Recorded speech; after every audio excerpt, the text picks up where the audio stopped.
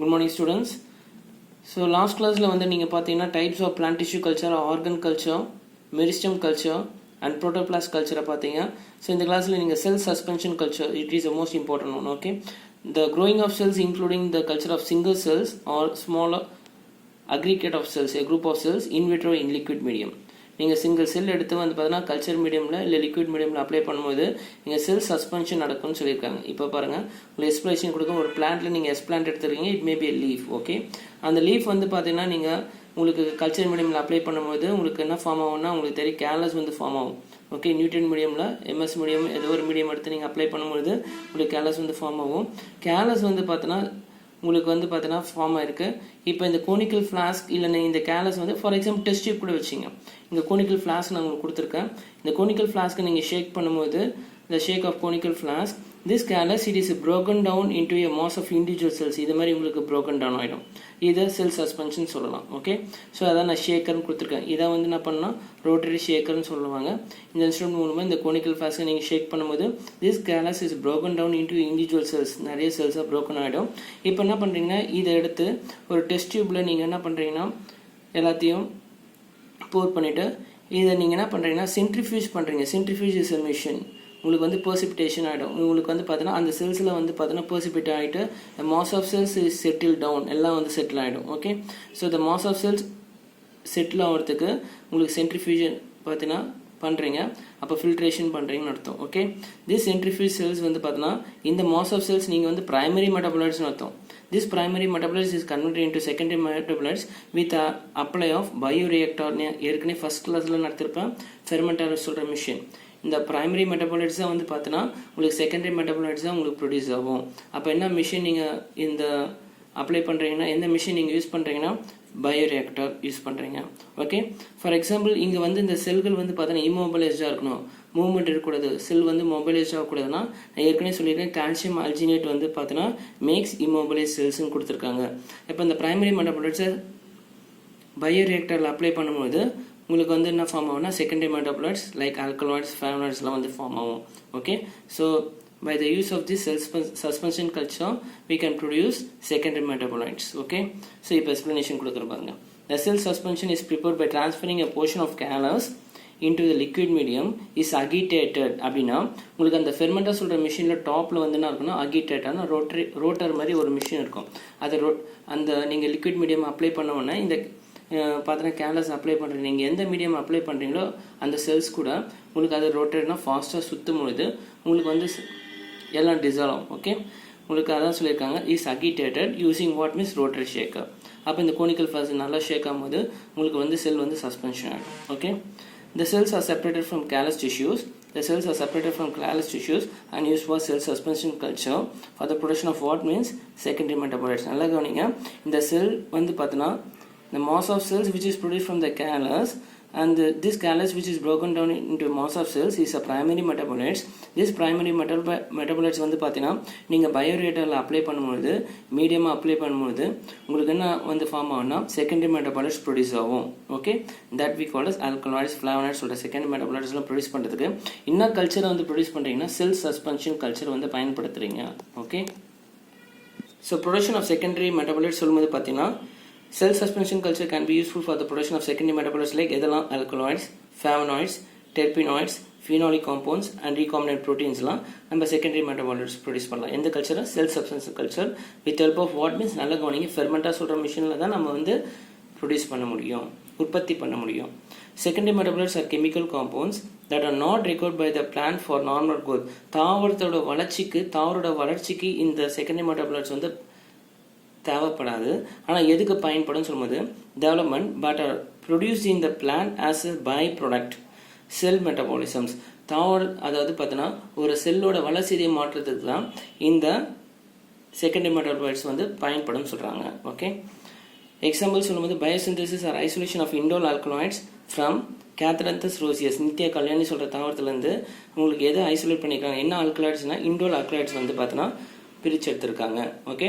So என்ன culture that is plant cell culture suspension culture.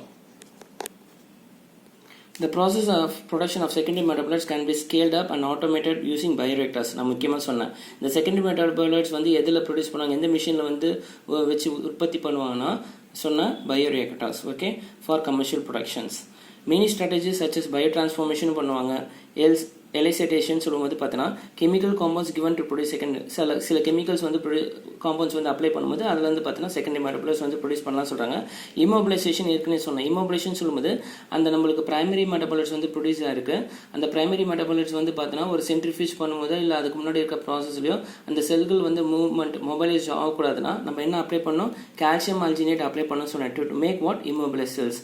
So இந்த 3 process biotransformation, elicitation and immobilization have been used to make what culture? Cell suspension cultures more efficient in the production of secondary metabolites. Okay, சில examples உங்களுக்கு secondary மெட்டபாலைட்ஸில் வந்து கொடுத்துருக்காங்க. என்னென்ன example பாருங்கள். So என்ன plant source, என்ன யூசஸ்ன்னு கொடுத்துருக்காங்க, என்னென்ன மெட்டபாலைட்ஸ்னு கொடுத்துருக்காங்க. டிகோசின்னு சொல்கிறது எந்த தாவரத்துலேருந்து எடுத்திருக்காங்கன்னா டிஜிட்டலிஸ் பர்பிரியா சொல்கிற தாவரத்துலேருந்து மெட்டபாலைட்ஸ் எடுத்திருக்காங்க. அது பார்த்தீங்கன்னா எதுக்கு யூஸ் பண்ணுறாங்க, கோடியக் டானிக் சொல்கிறாங்க. ஓகே, இதற்கு ஒரு மருந்தை வந்து பயன்படுத்துகிறாங்க. கோடின்னு சொல்லும்போது பார்த்தீங்கன்னா it is a secondary metabolites which is get from plant source, that is Papaver somniferum. எதுக்கு பயன்படுத்துகிறாங்க, அனால்ஜெசிக் கொடுத்துருக்காங்க, வலி நிவாரணியாக பயன்படுத்துகிறாங்க. ஓகே, கேப்சைசின்னு சொல்லும்போது பார்த்தீங்கன்னா ஒரு அதாவது ஒரு செகண்டரி மெட்டபாலைட் சொல்கிறாங்க which is get from plant source. சொல்லும்போது எந்த பிளான்ட்ஸ்னா Capsicum annuum. Rheumatic pain treatment கொடுத்துருக்காங்க, வாத வலியை குணப்படுத்தும் சொல்கிறாங்க. அடுத்தது வின்கிறிஸ்டின் சொல்லும்போது கேத்ரந்தஸ் ரோசியஸ் நித்திய கல்லணை சொல்கிற தாவரத்துலேருந்து எடுக்கக்கூடிய செகண்டரி மெட்டபாலைட்ஸ் வந்து வின்கிறிஸ்டின். இது வந்து ஆன்டி கார்கனைஜின்னு சொல்லுவாங்க, புற்றுநோயை வந்து பார்த்தீங்கன்னா எதிர் மருந்து அது பயன்படுத்துகிறாங்க. அடுத்தது கியூனைன்னு சொல்லி வந்து பார்த்தீங்கன்னா it is a secondary metabolites which is get from what plant means, that is Cinchona officinalis. இது ஆன்டி மலேரியல் ட்ரக்கை வந்து பயன்படுத்துகிறாங்க, அதாவது பார்த்தீங்கன்னா ஒரு மலேரியா வந்து பார்த்தீங்கன்னா எதிர் மருந்தாக பயன்படுத்துகிறாங்க. So this are the some of the secondary metabolites which is produce with help of what means bioreactor. Okay, ஒரு பிளான்ட்டில் இருக்கிற செல் வந்து பிரைமரி மெட்டபாலைட்ஸ். அந்த பிரைமரி மெட்டபாலைட்ஸை நம்ம வந்து பயோரியாக்டரில் அப்ளை பண்ணும்போது பயோரியாக்டர் சொல்கிற மிஷினில் வந்து உற்பத்தி பண்ணும்பொழுது நம்ம அந்த ப்ராசஸ் பண்ணும்போது உங்களுக்கு செகண்டரி மெட்டபாலைட்ஸாக ப்ரொடியூஸ் ஆகும். ஓகே, ஸோ அதுக்கு இடையில் வந்து சென்ட்ரிஃபியூஷன் பண்ணுவாங்க, சில ப்ராசஸ்லாம் பண்ணுவாங்க. Okay, so these are the some of the uses which is get from different plant sources. So last டாப்பிக்கில் வந்து செல் சஸ்பென்ஷன் கல்ச்சர் மூலமாக நீங்கள் வந்து எப்படி செகண்டரி மெட்டபாலைட்ஸ் வந்து ப்ரொடியூஸ் பண்ணலாம்னு பார்த்தீங்க. இப்போ அடுத்த டாபிக் வந்து பிளான்ட் வந்து ரீஜென்ரேஷன் என்னென்ன முறையில் பண்ண முடியும், பிளான்ட் வந்து எதன் மூலமெல்லாம் நீங்கள் வந்து பார்த்தீங்கன்னா உற்பத்தி பண்ண முடியும்னு சொல்லும்போது ஒரு தாவரத்துலேருந்து சொல்லும்போது. So from the plants can be regenerated by somatic embryogenesis or organogenesis, 2 process சொல்லியிருக்காங்க. இப்போ இந்த டாபிக் வச்சு உங்களுக்கு சொல்கிறேன் பாருங்கள். ஸோ உங்களுக்கு ஒரு சார்ட் மாதிரி கொடுத்துருக்காங்க பாருங்கள். ஃபஸ்ட்டு ஸ்டெப் பாருங்கள், எப்பயுமே ஒரு எக்ஸ்பிளான்ட் வந்து லீஃப் எடுத்துப்பீங்க, எது வேணால் எடுத்துப்பீங்க. So meristem or shoot apex. Meristem virus free பிளான்ஸை ப்ரொடியூஸ் பண்ணலாம், வைரஸ் ஃப்ரீ பிளான்ட்லெட்ஸை ப்ரொடியூஸ் பண்ணலாம்னா அதாவது வைரஸற்ற தாவரங்களை ப்ரொடியூஸ் பண்ணுறதுக்கு என்ன கல்ச்சர்னா ஏற்கனவே நீங்கள் பார்க்கணும் மெரிஸ்டம் கல்ச்சர்னு சொல்லலாம். ஓகே, செல் இருக்க நுனி அதாவது ஷூட் டிப்பு வந்து மெரிஸ்டம் கல்ச்சர் சொல்லலாம். இல்லை ஷூட் அபெக்ஸ் வந்து அதாவது பார்த்தீங்கன்னா வைரஸ் அற்ற தாவரங்களை ப்ரொடியூஸ் பண்ணுறதுக்கு பயன்படுது சொல்கிறாங்க. So meristem and shoot apex வந்து என்ன கல்ச்சர்னா வைரஸ் ஃப்ரீ பிளான்ஸை ப்ரொடியூஸ் பண்ணலாம். ஓகே, ஸோ அடுத்தது உங்களுக்கு வந்து பார்த்தீங்கன்னா எக்ஸ்பிளான்ட் சொல்லும்போது ஸோ ஸ்டெம்லேருந்து லீஃபு, ஸ்டெம்லேருந்து நோடு ஒரு கணுப்பகுதி எடுத்திருக்காங்க, அதில் மைக்ரோ ப்ரொபகேஷன்ஸ் மெத்தட் பண்ணுறாங்க. ஸோ மைக்ரோ ப்ரொபகேஷன் சொல்லும்போது மல்டிபிள் ஷூட் ஃபார்மேஷன் பண்ணலாம். ஓகே, ரூட் இன்டியூஸ் பண்ணலாம். அப்போ ஷூட் வந்து தண்டு பகுதி உற்பத்தி பண்ணுறாங்க, வேர் பகுதி உற்பத்தி பண்ணுறாங்க, அது வந்து பிளான்ட்லெட்ஸ். ஆர்டனிங் ப்ராசஸ்னால் உங்களுக்கு தெரியும், டிரான்ஸ்போர்ட் டு ஃபீல்டில் ஆர்டனிங் ப்ராசஸ் இது அப்படி எடுத்துக்கிறாங்க. ஸ்டெம், லீஃப், ரூட், அப்போது இதன் மூலமாக கிடைக்கக்கூடியது தான் கேலஸ். அப்போ எக்ஸ்பிளான்ட் வந்து பார்த்தீங்கன்னா உங்களுக்கு கேலஸ். இப்போ இந்த ப்ராசஸ் பாருங்கள், உங்களுக்கு இந்த 2 ஸ்டெப் மட்டும் சொல்கிறேன் பாருங்கள். ஸோ இந்த 4th ஸ்டெப் சொல்கிறேன் பாருங்கள், டைரக்ட் எம்ப்ரியோஜெனிசிஸ் சொல்கிறாங்க. அப்போ டைரக்ட் எம்ப்ரியோஜெனிசிஸ் சொல்லும்போது எக்ஸ்பிளான்ட்லேருந்து டைரக்ட் எம்ப்ரியோஜெனிசிஸ். ஓகே, டைரெக்டாக எக்ஸ்பிளான்ட்லேருந்து டைரக்ட் எம்ப்ரியோஜெனிசிஸ் கொடுத்துருக்காங்க. ஓகே, அப்போ இங்கே பாருங்கள், இந்த சார்ட் சொல்லும் பாருங்கள், உங்களுக்கு பிளான்ட்டில் எக்ஸ்பிளான்ட் எந்த பகுதி வேணால் நுனி எடுத்திருக்காங்க, ஷூட் டிப் எடுத்திருக்காங்க, உங்களுக்கு கணுப்பகுதி எடுத்திருக்காங்க, நோட்லேருந்து எடுத்திருக்காங்க, லீஃப்லேருந்து எடுத்திருக்காங்க, அது எது வேணால் எக்ஸ்பிளான்ட் சொல்லலாம். எக்ஸ்பிளான்ட் டைரக்ட் எம்ப்ரியோஜெனிசிஸ் சொல்லும்போது பார்த்தீங்கன்னா உங்களுக்கு எக்ஸ்பிளான்ட்லேருந்து டைரக்ட்லேருந்து பார்த்தீங்கன்னா உங்களுக்கு எம்ப்ரியோ ஃபார்மாக இருக்குது. ஸோ இங்கே எக்ஸ்பிளான்ட்லேருந்து கேலஸ், இங்கே பாருங்கள் எக்ஸ்பிளான்ட்லேருந்து கேலஸ்லேருந்து டைரக்ட் எம்ப்ரியோஜெனிசிஸ் சொல்லும்போது எம்ப்ரியாய்ட் ஃபார்ம் ஆகும். இப்போது எக்ஸ்பிளான்ட்லேருந்து கேலஸ் ஃபார்ம் ஆகிருக்கும். கேலஸ்லேருந்து உங்களுக்கு கல்ச்சர் மீடியம் அப்படியும் போது பார்த்தீங்கன்னா உங்களுக்கு கேலஸ் வந்து பார்த்தீங்கன்னா அக்ரிகேட்டட் செல்ஸாக ஃபார்ம் ஆகிருக்கு. அதுலேருந்து சொமேட்டிக் எம்ப்ரியோலேருந்து உங்களுக்கு என்ன ஃபார்ம் ஆகுது, பிளான்ட்லெட்ஸ். பிளான்ட்லெட்ஸ் இந்த ஒண்டிங். ஓகே, பிளான்ட்லெட்ஸ் ஃபார்ம் ஆகும். இந்த பிளான்ட்லெட்ஸ் வந்து பார்த்தீங்கன்னா it is transport to the soil field. Okay, அப்போ S-plantலேருந்து கேலஸ்லேருந்து டைரக்ட் எம்ப்ரியோஜெனிசிஸ், எம்ப்ரியாய்ட் ஃபார்ம் ஆகும், plantlets hardening transfer to field, அந்த ப்ராசஸ் தான் எக்ஸ்பிளான்ட். கேலஸ்லேருந்து சொமேட்டிக் எம்ப்ரியோ அண்டு அதுலேருந்து பார்த்தீங்கன்னா உங்களுக்கு பிளான்ட்லெட்ஸ் வந்து ப்ரொடியூஸ் ஆகுது.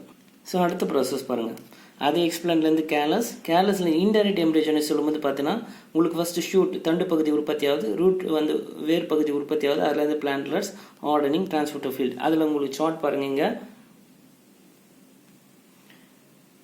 செகண்ட் ப்ராசஸ் பாருங்கள், எக்ஸ்பிளான்ட் கேலஸ்லேருந்து பார்த்தீங்கன்னா உங்களுக்கு ரூட் ஃபார்மேஷன்ஸ் நடக்கும். கேலஸ்லேருந்து உங்களுக்கு வந்து ரூட் ஃபார்மேஷன்ஸ், அதேமாரி ஷூட் ஃபார்மேஷன்ஸ், ரெண்டு organogenesis, root organogenesis and shoot organogenesis, root and shoot form ஆகுது. அதுலேருந்து உங்களுக்கு பிளான்ட்லெட்ஸ்லேருந்து உங்களுக்கு தெரியும் ஆர்டனிங் ப்ராசஸ். இது வந்து பார்த்தீங்கன்னா இன்டைரக்ட் எம்ப்ரியோஜெனசிஸ். கேலஸ்லேருந்து shoot and root, plantlets hardening transfer to field. இந்த ப்ராசஸ் ஸ்டேட் அப்படி கொடுத்துருக்காங்க ரெண்டு. ஓகே, ரெண்டாவது பிரியும்போது இதில் வந்து உங்களுக்கு plantlets, root and shoot. Okay, so இது வந்து டைரக்ட் எம்ப்ரியோஜெனசிஸ். உங்களுக்கு இந்த டாபிக் இந்த சார்ட்லேருந்து வேறு இன்னொரு ஈஸியாக ஒன்று கொடுத்துருக்காங்க. எஸ்-பிளான்ட்லேருந்து பார்த்தீங்கன்னா டைரக்ட் ஆர்கனோஜெனசிஸ், டைரெக்டாக ஷூட் ஃபார்ம் ஆகும் இங்கே. ஓகேவா, இங்கே கேலஸும் ஃபார்ம் ஆகுது. டைரெக்டாக எக்ஸ்பிளான்ட்லேருந்து உங்களுக்கு ஷூட் ரீஜென்ரேஷன் ஆகும், ஷூட் எலாங்கேஷன்ஸ் நடந்து உங்களுக்கு ரூட்டிங்ஸ் நடக்கும், அப்போ தண்டு பகுதி உற்பத்தி ஆகும். இங்கே கேலஸ்ன்னு உங்களுக்கு ஸ்ட்ரெயிட்டாக இல்லாமல் எக்ஸ்பிளான்ட்லேருந்து ஷூட் ரீஜென்ரேஷன் நடந்து உங்களுக்கு வந்து வேர்கள் உற்பத்தி ஆகிட்டு உங்களுக்கு என்ன ஃபார்ம்னா பிளான்ட்லெட்ஸ். இது வந்து டைரக்ட் ஆர்கனோஜெனசிஸ், இது இன்டைரக்ட் ஆர்கனோஜெனசிஸ். இன்டைரக்ட்னா எக்ஸ்பிளான்ட்லேருந்து கேலஸ் மூலமாக வருவது இன்டைரக்ட் ஆர்கனோஜெனசிஸ். ஓகே, அதேமாதிரி டைரக்டாக சொமேட்டிக் எம்ப்ரியோ ஃபார்ம் ஆகிறது எக்ஸ்பிளான்ட்லேருந்து direct somatic embryogenesis. So these are the some of the pathway how the plant cells, how the explant to regenerate into a whole plant. இங்கே எக்ஸ்பிளான்ட்லேருந்து நம்ம எந்தெந்த செல்கள் எடுக்கிறோமோ, எந்தெந்த டிஷ்யூஸ் எந்த பாகம் எடுக்கிறோமோ அதுலேருந்து ஒரு புதிய தாவரம் உற்பத்தி ஆகுனா அது பிளான்ட் ரீஜென்ரேஷன் பாத்வே சொல்கிறாங்க. Okay, so this is a flow chart for plant regeneration pathway in tissue culture.